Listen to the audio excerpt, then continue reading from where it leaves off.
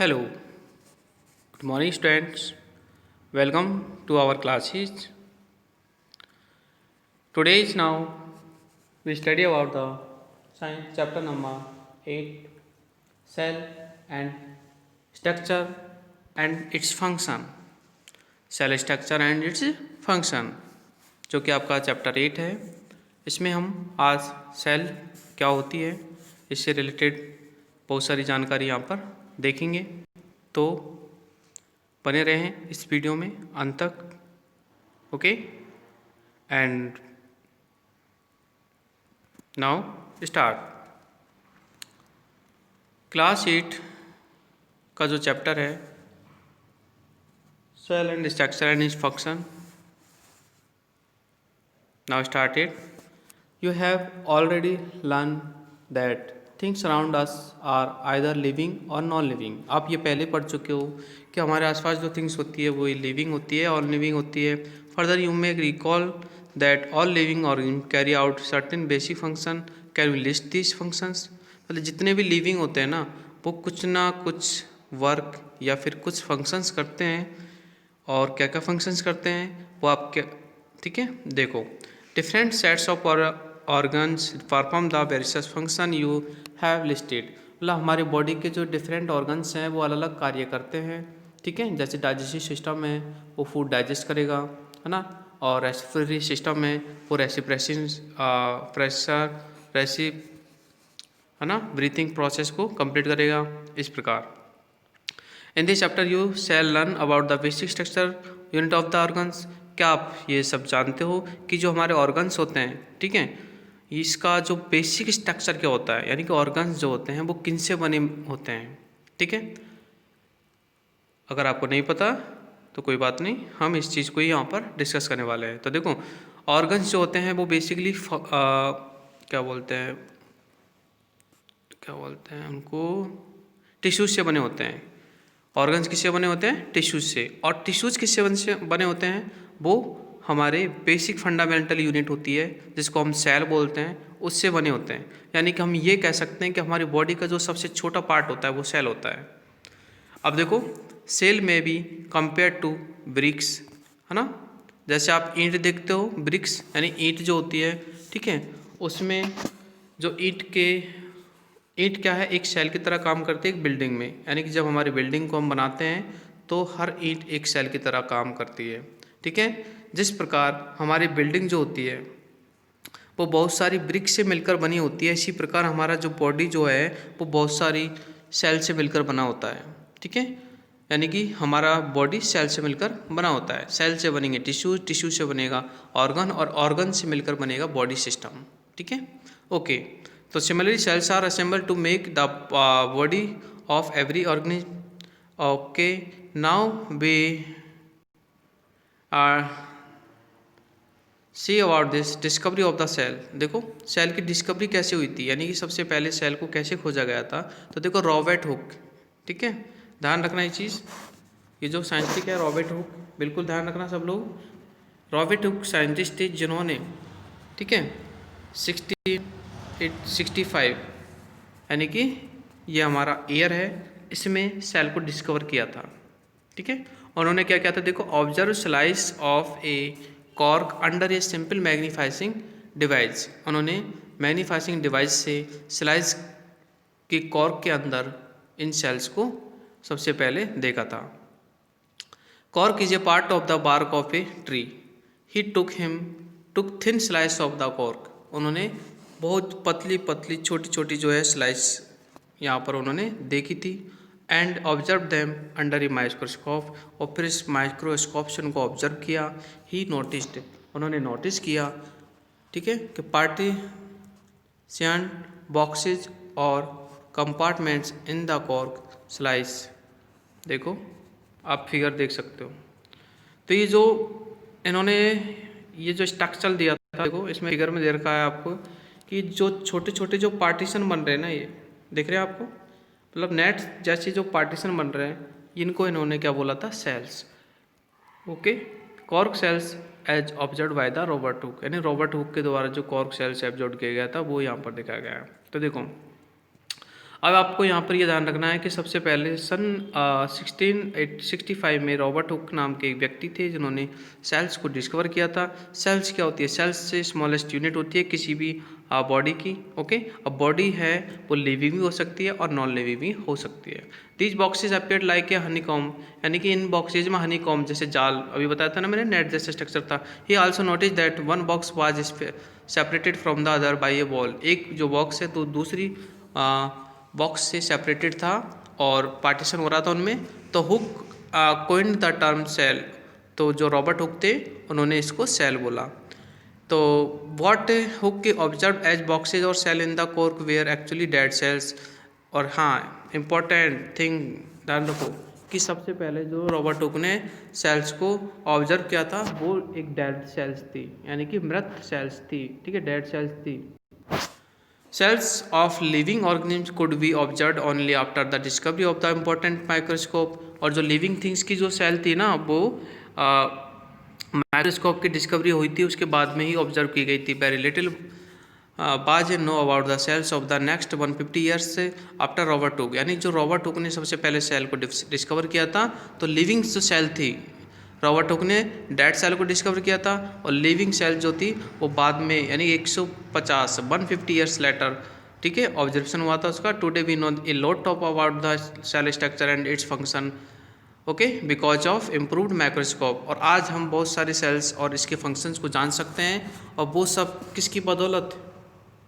ये देखो इसकी बदौलत, यानी कि माइक्रोस्कोप के कारण, क्योंकि आज हमारे पास काफ़ी अच्छी वैरायटी के माइक्रोस्कोप्स हैं जिनसे हम और ज़्यादा डीपली सेल्स को ऑब्जर्व कर सकते हैं। ओके, नाउ नेक्स्ट देखो, the cells both bricks in a building. जैसे एक बिल्डिंग में ब्रिक्स होती है, cells in the living organism a basic structural unit, यानी जैसे बिल्डिंग में एक bricks as a cell work करती है, इसी प्रकार जो हमारे लिविंग थिंग्स होते हैं उनमें भी सेल्स होती है और ये भी have different design shapes and size, यानी सेल्स की भी काफ़ी डिफरेंट डिजाइन होती है, शेप्स होती है, साइज होती है। Similarly in the living world organism differ from one another, यानी जिस प्रकार ब्रिक्स की साइज अलग अलग हो सकती है इसी प्रकार सेल्स की, लिविंग थिंग्स की जो सेल होती है उसकी साइज भी डिफरेंट हो सकती है। Okay, cells in the living organism are complex living structure unlike non living bricks, यानी कि जो लिविंग थिंग्स की जो सेल्स होती है वो नॉन लिविंग से थोड़ा डिफरेंट होती है। ओके, अब देखो ये जो लड़की है क्या कह रही है, a hen eggs can be seen easily, it is a cell और ए ग्रुप ऑफ सेल, यानी हैन का जो एग होता है क्या हम इसको देख सकते हैं कि ये ओनली ए सिंगल सेल है या फिर ग्रुप्स ऑफ सेल है? तो बिल्कुल देख सकते हैं। ठीक है, पहले ही बुझो तो पता नहीं कहाँ गया। नेक्स्ट देखो, ये आपके दो आपको फिगर बताए गए हैं, एक तो ब्रिक्स बॉल है और एक ऑनियन पील है, यानी कि जो ऑनियन का छिलका है उसके अंदर का स्ट्रक्चर दे रखा है आपको। ठीक है, दैट इज, और ये आपको बिल्डिंग का स्ट्रक्चर दे रखा है। तो देखो दोनों में हमें सेल्स दिखाई दे रही हैं। तो देखो the egg of a hen represent a cell, single cell and it is big enough of the seen by the unaided eyes, यानी कि जो एग्स की सेल होती है वो एक सिंगल सेल होती है और उसको हम बिना मतलब आई के साथ है ना, बिना माइक्रोस्कोप के यूज के भी देख सकते हैं। आगे देखो, organism show variety in cell number, shape and size, बिल्कुल सही है। How do scientist observe that and study the living things, living cells they use microscope, यानी जो साइंटिस्ट तो होते हैं वो सेल्स को देखने के लिए माइक्रोस्कोप का यूज करते हैं। And stain are used to colour part of the cell of the study ही डिटेल्ड स्ट्रक्चर, और जिन पार्ट्स की स्टडी करते हैं उनको ये कलर मतलब पार्ट को कलर कर देते हैं। Okay, there are the millions of the living organism, काफ़ी सारे लिविंग ऑर्गेनिज्म हैं। They are the different shapes, सबकी अलग अलग टाइप की शेप्स होती हैं। And their organs are very in the shape and numbers of cell, और सबके जो ऑर्गन होते हैं वो नंबर ऑफ सेल और ठीक है साइज के अकॉर्डिंग वेरी करते हैं। आगे हम देखते हैं नंबर ऑफ सेल। तो देखो, can you guess the number of cell in a tall tree, एक लंबे पेड़ में कितनी सेल्स होगी, या फिर एक बड़े एनिमल में, ठीक है, कितनी सेल्स होगी? क्या हम इस चीज़ को गैस कर सकते हैं क्या? तो देखो, लाइक द एलिफेंट, एलिफेंट में कितनी सेल्स होगी? तो एलिफेंट में जो सेल्स होगी वो ज़्यादा होगी। The number runs into billions of trillions, है ना, यानी एलिफेंट में सेल्स का जो है बिलियंस और ट्रिलियंस के करीब सेल्स होती है, बहुत सारी सेल्स होती हैं। देखो human body has a trillions of cell, हमारी बॉडी जो होती है उसमें ट्रिलियन के करीब सेल्स होती है, which very in shape and size. Different groups of cells perform the variety of function, अलग अलग जो ग्रुप्स होते हैं उनमें अलग अलग वेराइटी होती है। आगे देखो, organism made of more than one call यूनिस मल्टी सेलुलर। ध्यान देना, आपको तो जो इंपॉर्टेंट चीज़ें हैं वो ध्यान रखनी है। एक तो ये ध्यान रखनी है मल्टी सेलुलर क्या होते हैं, यानी कि ऐसे ऑर्गेनिज्म जो एक से अधिक सेल से बने होते हैं उनको मल्टी ऑर्गेनिज्म कहते हैं। ठीक है, मल्टी मीन्स बहुत सारी, सेलुलर मीन्स सेल, तो मल्टी सेलुलर मतलब बहुत सारी सेल से मिलकर बने होते हैं। Okay, the number of cell बिगिन less in the smaller organism does not it any way affect the functioning of the organism. You will surprised to know that the organism which is millions of cells being a single cell which is the fertilized eggs। जैसे काफ़ी सारे organism होते हैं, इनमें बहुत सारी sales होती हैं, मिलियंस होते हैं, और कुछ ऐसे ऑर्गेनिज्म होते हैं जिनमें सिंगल सेल होती है। ठीक है, या फिर हम कह सकते हैं कि जो मल्टी सेलुलर है ना वो भी एक सिंगल सेल से ही बने होते हैं, यानी सिंगल सेल का जो फर्टिलाइजेशन होता है उससे मल्टी सेलुलर बनता है। ठीक है, look at figure 8.3 and A और B, both organism are the made of the single cell, the single celled organism are called unicellular. देखो, और ऐसे भी ऑर्गेनिज्म होते हैं जिनमें सिंगल सेल ही होती है, उनको यूनिसेलुलर ऑर्गेनिज्म बोलते हैं। Uni means one, cellular means cell, multi means बहुत, सेलुलर मीन्स सेल। ठीक है, ओके। तो देखो ये जो आपको फिगर में दे रखे हैं, ठीक है, एक तो आपका है अमीबा, जो पहला वाला फिगर है ये अमीबा है।